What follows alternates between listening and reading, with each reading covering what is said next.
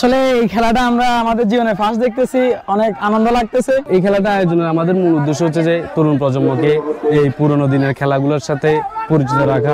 মন্দুরুস খেলা বলে এবং শরীর খেলাও বলে আমরা ছোটকালে অনেক খেলেছি। আসলে এই খেলাটা আমরা আমাদের জীবনে ফার্স্ট দেখতেছি, অনেক আনন্দ লাগতেছে। আমরা জীবনে প্রথমে এরকম একটা খেলা দেখতেছি, তাই সেই জন্য আমরা এখানে গ্রামবাসী সবাই মিলে উপভোগ করতেছি এবং আমরা আশা করবো কৃতপক্ষরা আবার এই খেলাটি আমাদের জন্য আয়োজন করবেন। ওনাদেরকে আন্তরিকভাবে ধন্যবাদ। আমরা আশা রাখবো আবার আমরা বারবার এই খেলা দেখতে পারবো। ঐতিহ্যবাহী একটা খেলা যেটা অনেক পুরনো।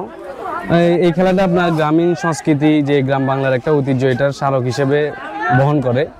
আর এই খেলাটা আয়োজনের আমাদের মূল উদ্দেশ্য হচ্ছে যে তরুণ প্রজন্মকে এই পুরোনো দিনের খেলাগুলোর সাথে পরিচিত রাখা এবং খেলাধুলার পাশাপাশি তাদের যে মনোবলটা ওটা যাতে একটু প্রফুল্ল থাকে এদিকে।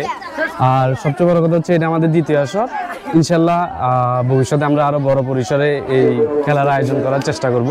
আমরা আজকে যেটা দেখতেছি গ্রাম বাংলার ঐতিহ্যবাহী একটা খেলা ছিল, যেটা মন্দুরুস খেলা বলে এবং শরীর খেলাও বলে আমরা ছোটকালে অনেক খেলেছি, কিন্তু দীর্ঘদিন আমরা গ্রামে মাঠে ময়দানে এরকম একটা খেলা কখনো দেখিনি। তো আজকে অনেক সুন্দর একটা আয়োজন আমরা উপভোগ করছি। আমি স্পেশালি ধন্যবাদ জানাতে চাই পশ্চিম কাটাছড়া যুব সমাজকে, যারা এত সুন্দর একটা খেলা আয়োজন করেছে।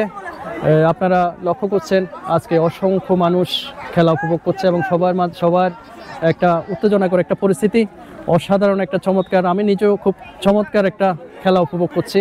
তো আমাদের আজকের খেলা আপনারা দেখবেন আশেপাশে অনেক শত শত দর্শক আজকের খেলা উপভোগ করছে এবং বিল্ডিংয়ের ছাদে অসংখ্য মহিলারা খেলা উপভোগ করছে। সব মিলে আমি চাইবো প্রতি বছর এরকম একটা সুন্দর আয়োজন হোক, গ্রামীণ ঐতিহ্যগুলো আমাদের মাঝে আবার ফিরিয়ে আসুক, আমরা সেই কামনাই করে।